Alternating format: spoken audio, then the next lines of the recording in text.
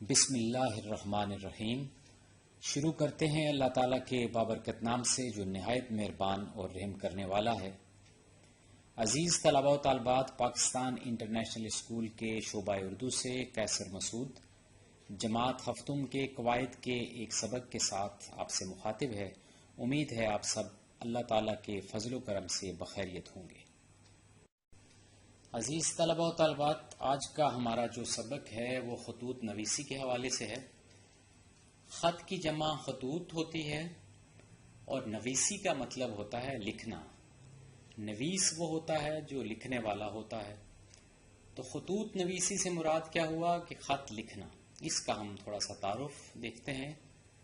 جیسے کہ آپ دیکھ رہے ہیں کہ دو افراد یا فرد اور ادارے کے درمیان اطلاعات یا معلومات کے لیے لکھا جانے والا پیغام خط کہلاتا ہے۔ دو افراد یعنی دو شخص ہوتے ہیں جن کی جمع اشخاص ہے، جب آپس میں کوئی گفتگو کرتے ہیں یا کسی موضوع پہ ایک دوسرے سے بات کرنا چاہتے ہیں لیکن وہ ایک دوسرے سے دور ہوتے ہیں، تو یہ کام جو ہے وہ خط کے ذریعے ہوتا ہے۔ ادارہ کسے کہتے ہیں؟ کوئی انسٹیٹیوشن، کوئی محکمہ، ان کے درمیان بھی خط و کتابت ایسے ہی ہوتی ہے۔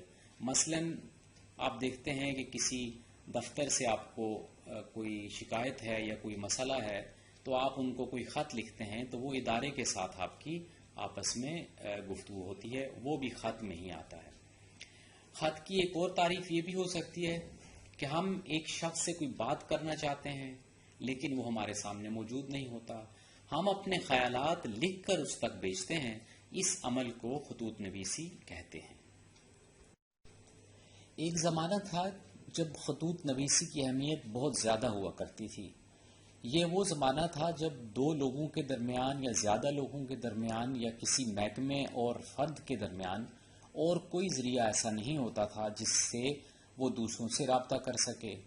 ٹیلی فون اگرچہ ایک ذریعہ تھا، ایک کافی عرصہ پہلے اس کی ایجاد ہوئی، لیکن وہ بھی اتنا مہنگا ہوتا تھا کہ زیادہ تر لوگ جو ہیں وہ اسی خطوط نویسی کے ذریعے سے ہی ایک دوسرے سے رابطہ کیا کرتے تھے۔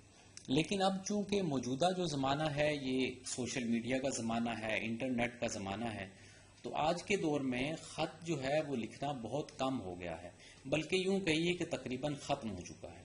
اس کی بنیادی وجہ یہ ہے کہ خط جب آپ کسی کو لکھتے ہیں تو وہ کافی وقت لیتا ہے۔ وہ آپ لکھتے ہیں، پھر اس کو لفافے میں ڈالتے ہیں، پھر اس کو ٹکٹ لگاتے ہیں، پھر اس کو پوسٹ کرتے ہیں، پھر وہ ایک خاص پروسیس کے تحت کسی دوسرے شخص تک پہنچتا ہے۔ لیکن یہ جو کمیونیکیشن یا ایک دوسرے سے رابطہ ہے موجودہ زمانے میں اتنا تیز ہو چکا ہے کہ اب اس کی ضرورت نہیں رہی۔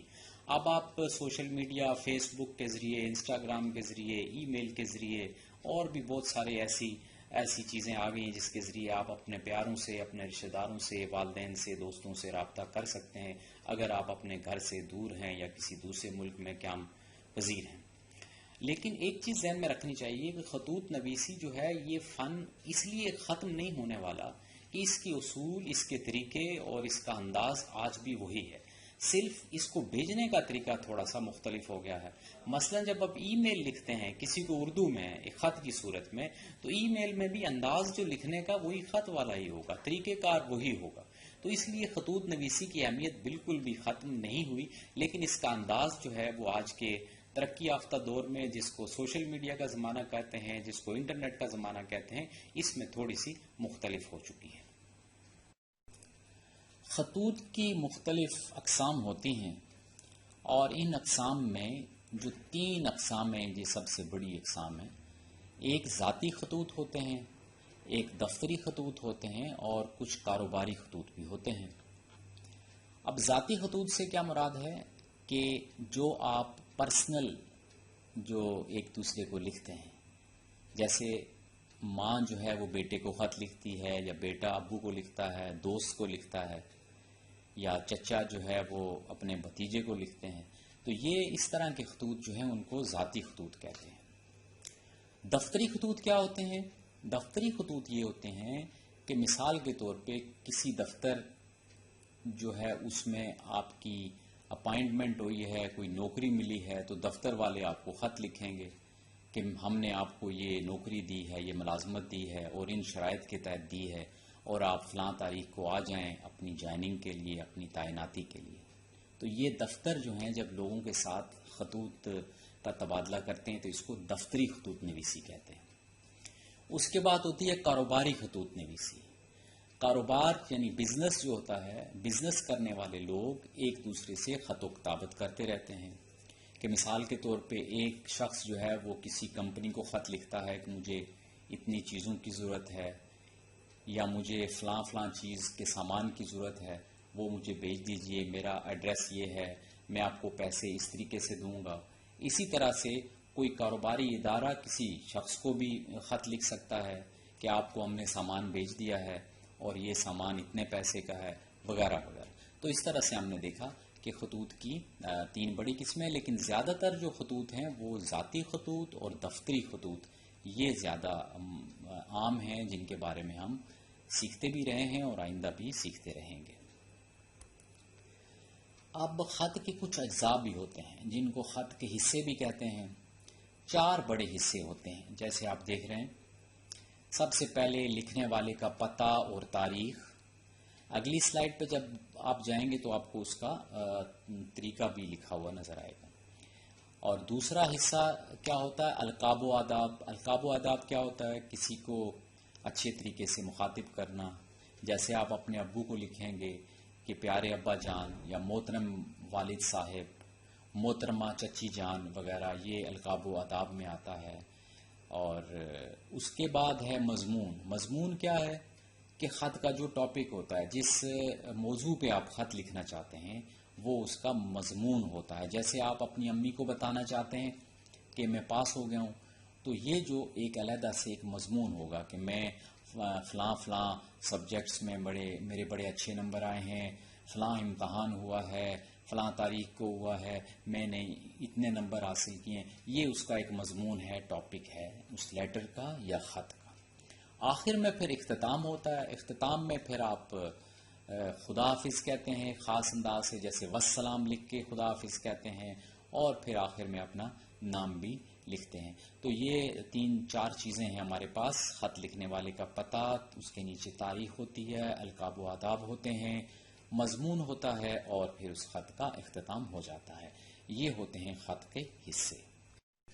خط کے 4 بڑے حصے ہوتے ہیں۔ سب سے پہلے لکھنے والے کا نام اور پتہ، پھر القاب و آداب، پھر مضمون، اور اس کے بعد آخر میں اختتام۔ ان کی تفصیل ہم ابھی آپ کو بتاتے ہیں۔ اب دیکھیے، جو خط کے سارے ہم نے حصے پڑھے ہیں، پتہ، تاریخ، القاب و آداب، مضمون اور اختتام، اس کا آپ کو طریقہ تھوڑا سا دیکھنا پڑے گا۔ خط لکھنے کا طریقہ، پتہ کہاں لکھتے ہیں؟ سب سے اوپر جو صفحہ ہوتا ہے اس کی دائیں ہاتھ یعنی رائٹ سائڈ پہ شہر کا نام لکھتے ہیں۔ شہر کا نام چونکہ امتحان میں نہیں لکھا جاتا، اس لیے امتحانی مرکز بھی لکھ دیتے ہیں۔ اس کے نیچے پھر تاریخ ہوتی ہے۔ تاریخ 4 اپریل 2020 لکھا ہوا ہے۔ جو تاریخ جس دن خط لکھنے کی ہوگی آپ اس کو بدل سکتے ہیں، لیکن طریقہ یہی رہے گا۔ بعض بچے اس طرح سے بھی تاریخ لکھتے ہیں، جیسے 4/4/2020، 2020۔ یہ طریقہ ٹھیک نہیں ہوتا ہے، پورا لکھنا چاہیے۔ یعنی اپریل کا مہینہ ہے تو اپریل، مئی کا مہینہ ہے تو مئی لکھیں گے، جون کا ہے تو جون لکھیں۔ جیسے 5 جون 2020 بھی ہو سکتا ہے، 4 اپریل 2020 بھی ہو سکتا ہے۔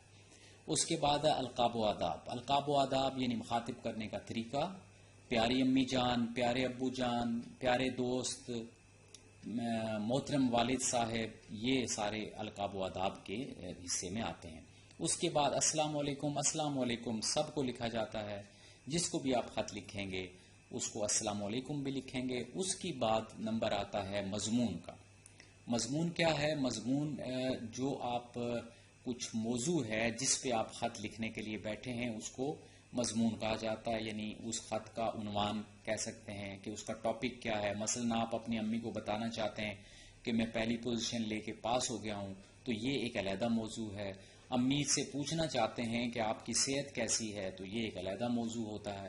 تو جو خط ہوتا ہے جس موضوع کے مطابق ہوتا ہے اسی کے اندر اندر رہنا چاہیے، اس میں ایسی باتیں نہیں لکھنی چاہیے جو اس موضوع سے ہٹ کے ہوں۔ اس کے بعد ہوتا ہے اختتام۔ صفحے کے انتہائی بائیں جانب یعنی بالکل لیفٹ سائڈ پہ اگر آپ امی جان کو لکھیں گے تو اختتام میں لکھیں گے والسلام آپ کا بیٹا، ابو کو لکھیں گے تو ایسے ہی لکھیں گے، دوست کو لکھیں گے تو والسلام کے بعد لکھیں گے آپ کا دوست وغیرہ۔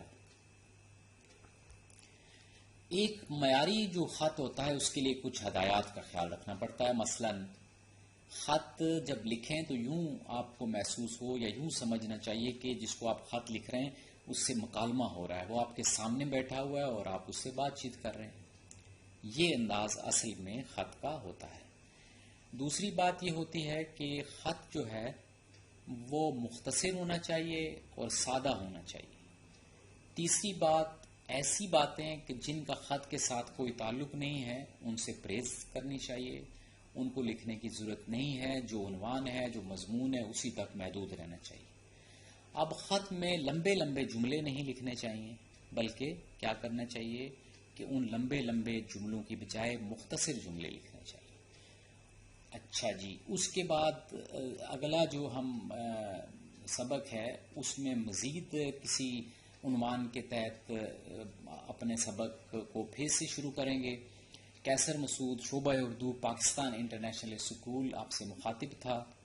اس کے بعد جب یہ ویڈیو سلائیڈ ختم ہوگی تو اس کے بعد آپ کو ایک ورک شیٹ کی صورت میں ایک خط بھی دیا جائے گا تاکہ آپ کو پتہ چل جائے کہ خط ماڈل کس قسم کا ہے اور کس قسم کے انداز سے خط لکھا جاتا ہے۔ میں آپ سے اجازت چاہتا ہوں، خدا حافظ۔ خط لکھتے ہوئے کچھ باتوں کا خیال رکھنا چاہیے جو ہدایات کے زمرے میں آتی ہیں۔ مثلاً خط لکھتے ہوئے آپ ذہن میں یہ رکھا کریں کہ جس کو آپ خط لکھ رہے ہیں وہ بالکل آپ کے سامنے بیٹھا ہوا ہے اور آپ اس سے مکالمہ کر رہے ہیں۔ اس سے فائدہ یہ ہوگا کہ آپ کے خط کے اندر ایک فطری پن پیدا ہوگا اور ایک ایسا لگے گا کہ جیسے آپ کسی سے بات چیت کر رہے ہیں۔ یہی اچھے خط کی ایک پہچان ہوتی ہے۔ دوسری بات یہ ہے کہ خط مختصر ہونا چاہیے، بہت زیادہ لمبا نہیں ہونا چاہیے۔ جس موضوع یا جس مضمون کے حوالے سے آپ خط لکھ رہے ہیں اسی تک محدود رہیں، اس میں غیر ضروری باتیں نہ لکھیں۔ اگر کوئی مزید آپ بات کرنا چاہتے ہیں تو وہ اگلے خط تک کے لیے اس کا انتظار کر لیں کہ جب آپ دوبارہ سے خط لکھیں گے تو کسی نئے موضوع پہ لکھیں گے تو اس میں پھر اس موضوع کے حوالے سے بات ہوگی۔ اس کے علاوہ خاص بات یہ ہے کہ بعض لوگ خط لکھتے ہیں تو بہت لمبے لمبے جملے لکھتے ہیں کہ پڑھنے والے کے لیے بھی بہت مشکل ہوتی ہے اور اس کو سمجھنا بھی مشکل ہوتا ہے۔ تو مختصر جملے ہونے چاہیے، آگے ختمہ لگا کے فل سٹاپ لگا کے اگلا جملہ، پھر فل سٹاپ لگا کے یا ختمہ لگا کے پھر اگلا جملہ۔ جتنے مختصر جملے ہوں گے خط پڑھنے والے کے لیے بھی آسانی رہے گی اور آپ کا خط بھی بہت اچھا ہو جائے گا۔ خط کو خوشخط لکھنا چاہیے، اچھے انداز سے لکھنا چاہیے۔ یہ سبق جو ہے جب ختم ہوگا تو اس کے بعد آپ کو ایک ورک شیٹ بھی دی جائے گی جو خط کی صورت میں ہے، اور اس میں آپ دیکھیں گے کہ کس طریقے سے خط لکھا جاتا ہے، اس کا انداز کیا ہوتا ہے، اور اس میں ایک عنوان بھی ہوگا، مضمون بھی ہوگا، اور جتنی باتیں ہم نے یہاں پہ جس کے بارے میں ہم نے بات کی ہے اسی کے مطابق وہ خط بطور ماڈل کے آپ کے سامنے آئے گا۔ اسی کے ساتھ کیسر مسعود، شعبہ اردو، پاکستان انٹرنیشنل اسکول آپ سے اجازت چاہتا ہے۔ خدا حافظ۔